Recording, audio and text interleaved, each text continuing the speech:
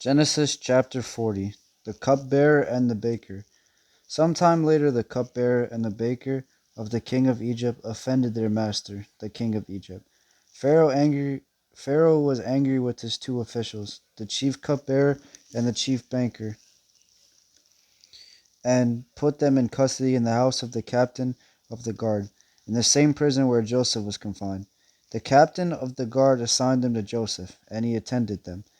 After they have been in custody for some time, each of the two men, the cupbearer and the baker of the king of Egypt, who were being held in prison, had a dream the same night, and each dream had a meaning of its own.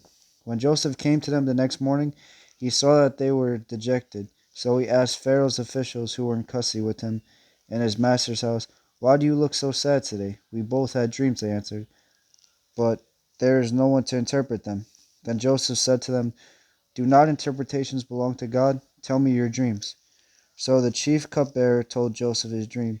He said to him, "In my dream I saw a vine in front of me, and on the vine were three branches. As soon as it budded, it blossomed, and its clusters ripened into grapes.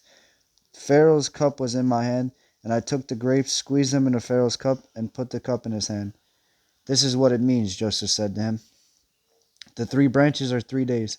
Within 3 days Pharaoh will lift up your head and restore you to your position, and you will put Pharaoh's cup in his hand, just as you used to do when you were his cupbearer.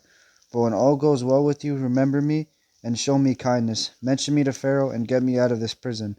I was forcibly carried off from the land of the Hebrews, and even here I have done nothing to deserve being put in a dungeon."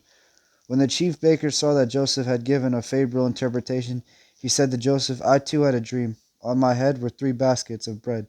In the top basket were all kinds of baked goods for, for Pharaoh, but the birds were eating them out of the basket on my head."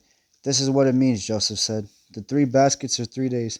Within 3 days Pharaoh will lift off your head and impale your body on a pole, and the birds will eat away your flesh." Now the third day was Pharaoh's birthday, and he gave a feast for all his officials.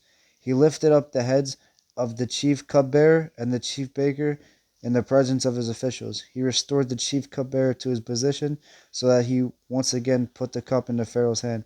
But he impaled the chief baker just as Joseph had said to them. In his interpretations, the chief cupbearer, however, did not remember Joseph. He forgot him.